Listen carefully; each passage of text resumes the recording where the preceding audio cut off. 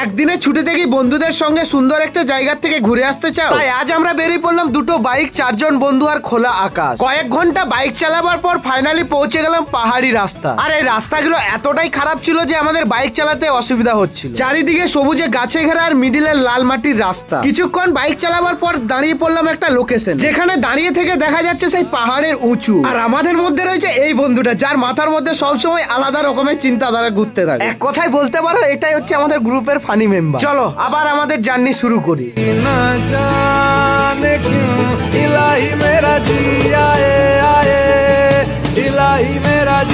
তারপর পৌঁছে যায় মেন লোকেশন। এখানে ছিল খাবার দোকানের হোটেল আর অন্যান্য রকমারি সব দোকান। তাই এই দোকান থেকে নিয়ে নিয়েছিলাম আমরা মুড়ি মাখানো। তার পাশেই তৈরি হচ্ছিল শালপাতায় মোড়ো মাংস পুরা। তাই আমরাও এখান থেকে একটা কিনে নিলাম। আর এই জায়গাটি হলো ঝাড়খণ্ডে অবস্থিত বুরুডি ড্যাম। এরপর মাংস পুরাটা খেয়ে দেখি কেমন টেস্ট।